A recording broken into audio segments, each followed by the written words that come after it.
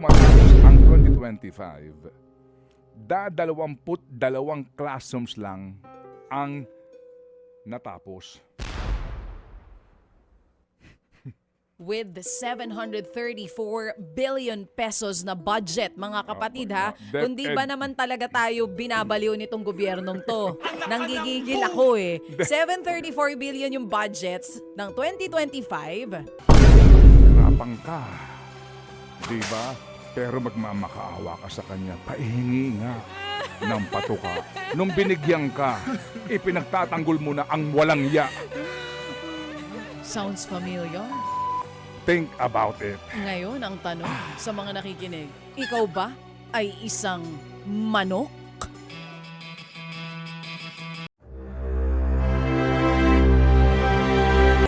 Sorry po bato-bato sa langit po, but definitely siguro ho naman hindi magtatampo itong mga magnanakaw sa Kongreso na pinag-uusapan natin to ng masinsinan kasi po ito na nga pong kinasadlakan natin, di ba? Sino ba may gawa nito? E di kayo, di ba? Kasi nga hindi po nag-moderate. Sumobra na po ang kasakiman, hindi lang po sa power kung hindi po sa pera. Sumobra na po ang kasakiman. Yan po talaga basically ang pinanggagalingan ng lahat ng ito. Greed. Ano ba yan? Ang tatakaw nyo. Sobra na po, sobra. Kaya nga po sabi nga ni Father din kanina, dumating sa punto, so alam niya na nagkaroon na ng mga attempt at mga usap-usapan nga na mauwi tayo sa unconstitutional means to change the present government na hindi daw po naman din dapat pinapayagan. Ito lang, baby girl, ha? Bago tayo tumuhay po sa ating pabida at ilang pang importanteng issue, girl, kung mamarapatin mo lang, ha? O sige, anong May gusto lang mo? akong itama. O sige. Kasi yung common sense po na sinasabi nga nitong mga bright Bright boys. evil genius. Oo, you call them bright boys. Yung mga evil genius. Na alam niyo ho yun, mahirap kasi ipagtanggol yung klaro na po na mali, illegal, ay, hindi talaga tama. Di ba yung pong usapin mga kapatid nung paggasta nga po sa PhilHealth, yung 60 billion, hindi po ba yung katwiran girl na sinasabi na sandali lang kasi nga ginamit yan sa paggawa ng tulay, nasa ganun daw po makatawid yung pasyente mula sa kanyang pinanggagalingan patungo sa ospital. Hindi ba? Kung aabot pa siya sa tulay, yun ang mahirap doon. Kung buhay pa siya. Kung buhay pa, hindi ba? Sinong tatawid dyan? Oo. Opo, inong ganong pangangatwiran na baluktot na po, pero ginagawa pa pong katwiran na para bagang ginagawa ho tayong mga tanga para humagamit daw yung pera sa health insurance sa mga Pilipino, ipinantayo ng kalsada at tulay. Kasi nga daw po para daanan ng mga ambulansya patungo mga kapatid sa mga ospital. Sige po, meron pang isang katwiran. Ako ay nagpapasintabi din ha. Dito po sa sinasabi naman na sandali lang, yung malaking halaga dyan, mga 27 billion, sa 60 billion ay ginamit na pansweldo sa ating mga health workers. Oo, napunta naman daw sa utang ng gobyerno sa health workers natin. Yun ang isa pang Ang dinadahilan. sinasabi po nila, mamaya babasahin din natin itong reaksyon ng mga nakikinig sa atin, pati itong ilang mga analyst na nakikinig sa atin. At gusto ko makidiskusyon sa atin nga pong napag-usapan na pag-aamyenda po sa ating saligang batas at itong dynasty bill na ito. Ang sinasabi po daw, nagpapasalamat kayo mga healthcare workers kasi yung utang ng gobyerno doon sa COVID allowance, yung sa mga benepisyo, yung sa mga ilang pahong karagdagang yung risk allowance ng mga health workers natin na utang ng gobyerno ay naswelduhan nang dahil po sa pera natin sa PhilHealth. Yan po ang katwiran. So kumbaga, ito mas konektado na sa health.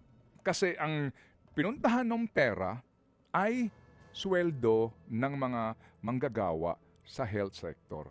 Kung pakikinggan mo, oo nga pero sandali lang.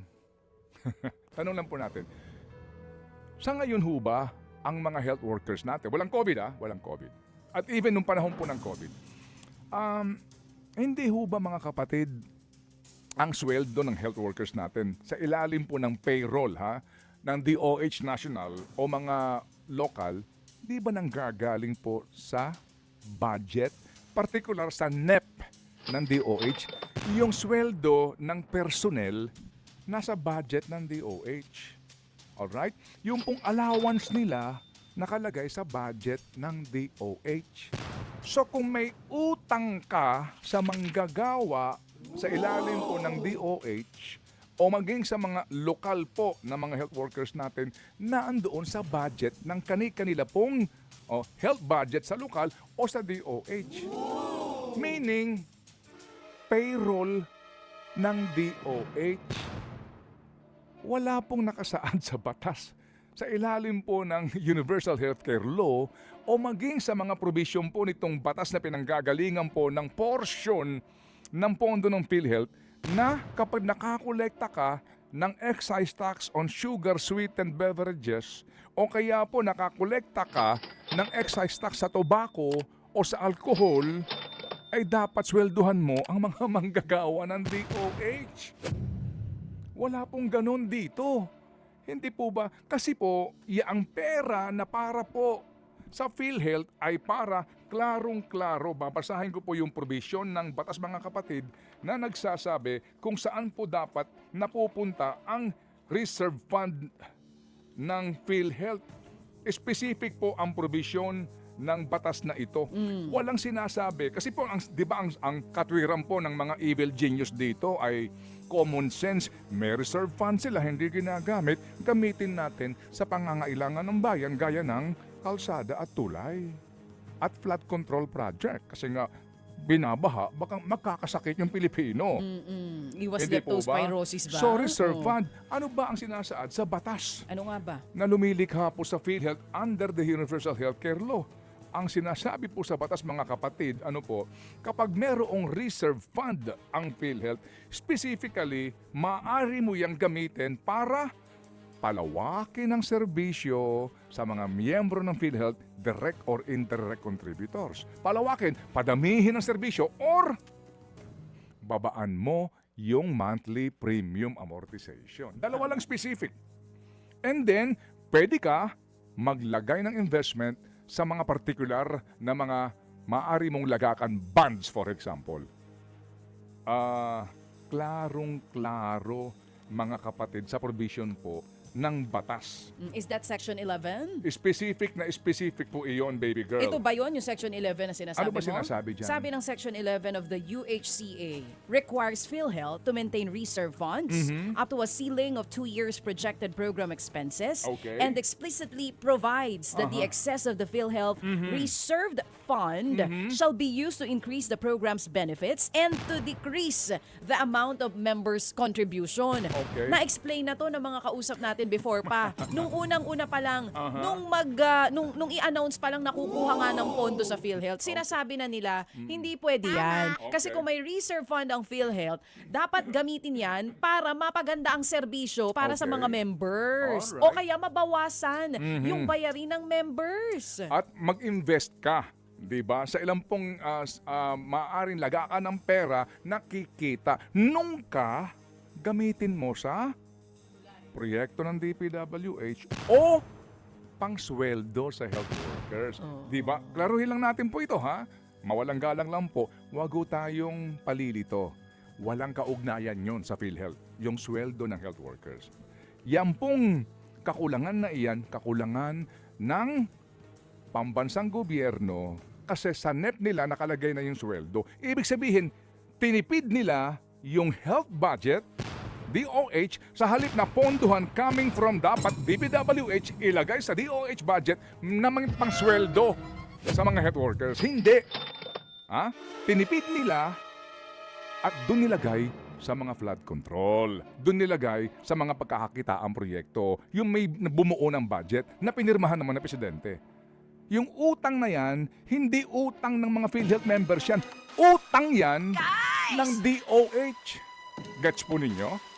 Ang linaw, right? Yes, Opo, kaya oo. please, Utang ng bago DOH tayo sa healthcare magpapauto, workers. nililito po tayo, nililihis eh.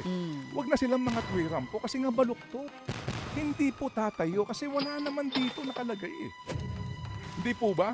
Uulitin ko ha. Opo, yung utang pa daw hanggang ngayon, baka na naman kalikutin nyo yung PhilHealth. Hindi po eh. Ponduhan nyo yung DOH doon sa kanilang pangangailangan sa personal services. bawasan nyo yung ninanakaw nyo sa DPWH at ilang pang mga proyekto ng gobyerno na agad nyo nilalaanan ng pera kasi doon minanakawin kayo. Wala ka kasing kickback sa sweldo ng mga manggagawa sa DOH. Kaya hindi pinopondohan. Hindi ba? O eto pa. Oh, sige. Birahe, partner. Nakikinig si Papa Chet Pastrana ng Dubai, ha? Nasa Dubai. Pero ang sabi niya, birahe mo pa. Hindi, magpakatotoo tayo dito, di ba? Oo. Nililiwanag Na para bang kasalanan pa ng PhilHealth members sa di napasweldo yung healthcare workers. Anoon nyo sa pera namin O kinuha. eto pa. O sige, ituloy Eto mo. na naman tayo. Oo. So may budget, mayroong ano bukas. May BICAM. Yes, BICAM tomorrow sa PICC. Alright. Pupunta ka ba? Ha? Invited ka ba? Ano kaya ang kanilang pagkain doon? Magala-live stream daw. Oo, live streaming. Anong oras daw ba yan? Ito lang. Oh, sige. Ito na naman mga kapatid. Alam mo, Sige, pag hanapin mo. Ang talagang- dami mong papel dyan. Pasensya na po kayo. Apakadaming papel nitong partner ko sa kanyang harapan. Tinalo niya yung National Bookstore sa dami ng papel niya tsaka ng National Library of the pinaghandaan Philippines. ko ito eh. O sige, ano hinahanap mo? Pinaghandaan Baka ko mahanap ni Big Boy yan. Ito, Anong kailangan mo? Hindi, ito, O sige. okay. Ito po. So, na naman, ipinapangalandakan nila, yun daw pong budget na sobra sa DPWH daw, yung binawas daw nila kunwari, ay inilagay sa education. Okay. Oo. Education budget, mga kapatid, ha? Dinagdagan daw po na naman nila at may sinasabi na naman daw po sila na, para sa 2026, para sa 40,000 school buildings. Di ba? Nabasa mo ba yon? Sus, eto na. Yes, okay. So, DepEd budget na naman. Na naman po, tinaasan yung budget ng DepEd. Kung pupuntahan lang natin dito, tawagin mo si Patricia para matulungan ako at ito, DepEd budget. O sige, magkano? Taon-taon, Oo. although itong 2025 budget nga, may Oo. question dyan, nalampasan po ng public works yung DepEd. Taon-taon, talagang pinakamalaking budget DepEd. Oo, it's under At the taon-taon Constitution. din, tama. At taon-taon din, sinasabi na nagtatayo ng classrooms. Oo. Ang backlog nga natin, mga nasa 240,000 something doon sa ating ginawan think about it, di ba? Oo, Okay. yes. Okay. So ngayon, ang sinasabi po sa 2026 budget, ang proposed daw po ay ginawa na nilang 984.8 billion Pesos. Okay. Oo, from 700 last year. Tinaasan nila. Oo, Kasi nga daw po, 734. para po sa mga classrooms na itatayo na naman. Oo, para sa mga kabataan, para sa edukasyon. Classroom, okay. Oo. Pero ho, yung 2025, 734.187 billion Yes. ang nilaan sa DepEd. Oo. Alright. And then, Daming classrooms sabi dyan. po nila, Oo. okay, ito ho para punuan po yung 40,000 Oo. na budget po sa DepEd. Okay, so tanong ko lang po, kung na naman po, ponduhan mo na naman yung classrooms na iyan, ano na ang nangyari sa DepEd classrooms budget ngayong taon? Sa hearing po ng Senado, sinasabi nitong si Senator Vince Dizon Kung inyong Hindi maa- senator, Ay, so- ang senator si Bam Aquino, silang dalawa yung ay, magkausap. DPWH Secretary. Lagi ka nalilito. Sige, ituloy mo. Ang sinabi ni Secretary Vince Dizon, Opo. Okay. Ang sabi po mga kapatid, no? Ni Ginoong Dizon sa hearing, with only 2 months left, bago matapos ang 2025, 22 classrooms lang ang natapos. with 734 billion pesos na budget, mga kapatid ha. DepEd. Kundi ba naman talaga tayo binabaliw nitong gobyernong to? Nanggigigil ako eh. 734 billion yung budgets ng 2025 Pero for klaruhin ko lang, DepEd. Pero hindi hindi po naman ang yung for classrooms classrooms, for DepEd. Opo, for DepEd. So magkano yung napunta sa classrooms? Yun ang gusto ko malaman eh. Sige. Kasi ba't 22 lang ang naitayo? Sa dami nyo dyan? Okay. Oh. Sabi po dito for 2025 po, ang totoo lang dalawamput dalawa lang ang completed. Okay? Oo. Meron pa daw pong may mga numero dito. So, ibig sabihin, Oo. yung kasalukuyang budget mo, hindi pa ubos. Kasi nga, may mga ginagawa pa, hindi pa tapos.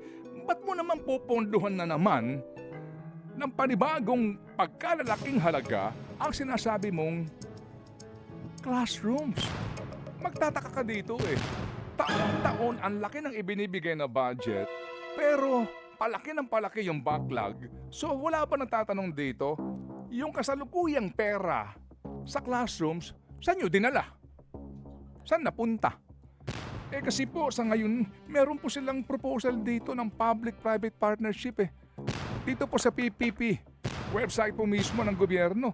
Ang sinasabi dito, kailangan nila ng 72.31 billion para po daw sa mga classrooms sa CAR, Caraga, NCR Regions 1, 2, 3, 4A, 4B, and 5. At ito ho mga kapatid ay idadaan na sa public-private partnership.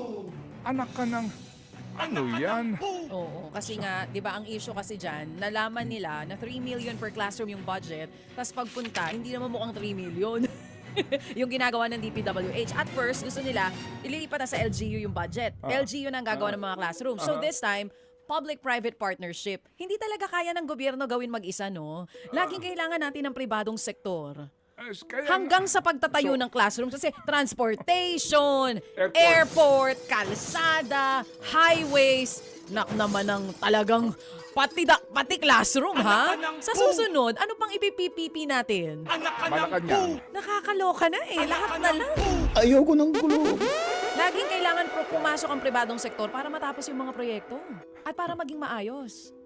Only in the Philippines.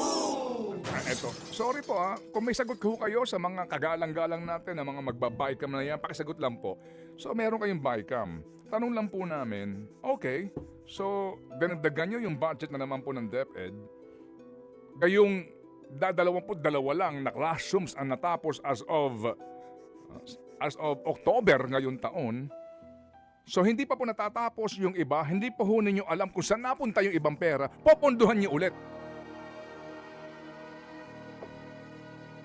Hindi ho ba tama lang na magtanong tayo? Eto na naman po tayo, di ba?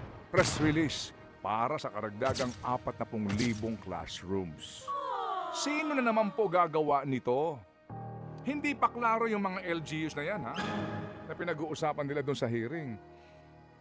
Kaya dito siguro, wag na ho kayo magtampo o magalit o anuman kasi magdududa na naman tayo dito Hindi ba, girl? Okay, wala na kayong mananakaw sa flood control. Sa mga buildings naman. Sa classrooms naman tayo. Alam nyo. May bago na naman sila naisip.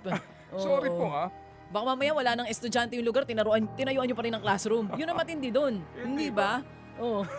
Hindi ako magugulat. Pagka nagkaroon ng audit, may mga ganun. Meron nga mga bridge na di naman kailangan ng tulay pero naitayo, hindi ba? Taon-taon pondo ka ng pondo sa classrooms pero palaki ng parami ang kakulangan sa classrooms. Saan napupunta pera?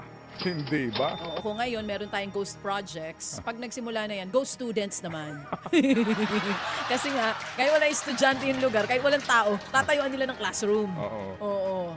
Naku, sabi na naman nila, naku, talaga naman ayoko na makinig kasi napapagod na pinag-iisip ako, lang naman namin kayo. Pero alam niyo mga kapatid, ito yung malaking talagang problema pag hindi pinalampas pa ho natin itong ginagawa po sa atin. Ginagawa tayong tanga Ginagawa tayong mga manok, lalo na po ang mga nagdarahop. So, tanong din dito, yung MAIF at saka yung AIX na meron pong at least nagreklamo ang DSWD sa Ombudsman, ninakawan.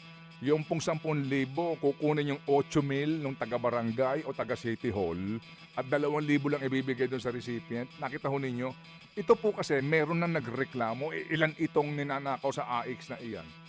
Itong MAIF na ito mga kapatid. Tanong dito, ang hinihingi po ng Kamara, higit 100 bilyon na naman dito. Sabi nga po ng ating mga health professionals. Magkano ho na naman ito?